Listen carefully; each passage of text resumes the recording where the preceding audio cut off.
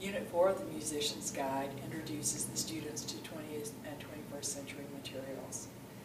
This particular portion of the book was included specifically, as well as the form portion, because many students will only be able to take 2 years of basic theory, and then they have to leave and with that basis go on to their careers in music education, music therapy, or many other fields. So if they don't have 20th century, counterpoint, form in their basic theory class, they won't have it as a theory topic. So we've included a variety of materials regarding 20th century, starting with early 20th century music and also engaging more recent musics, post-45 on into the 21st century.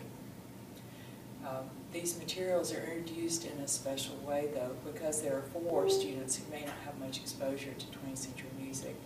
We start with pieces of music that are very appealing and bring the students into the concepts, the theoretical concepts, through the music, following the same model that's used throughout the rest of the textbook.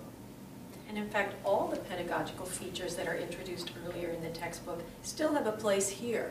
So for example, students are learning new scale types in the 20th century, and they have a try-it box so that they can write out the scales. They learn new kinds of chords and sonorities and how to manipulate them. They can write them out in a try-it box. In addition, in the 20th century, there are new ways of manipulating and transforming chords. And we, Jane and I, sometimes teach these in different ways. And this is a great strength of working with a co-author. So for example, when they learn about small atonal chords, what we call pitch class sets, they learn not only how to write them out using integers, numbers, and adding and subtracting notes to learn transformations, but they also learn a kind of a graphical interface where they're placing notes around a clock. And then as they transpose these chords, they simply shift the clock.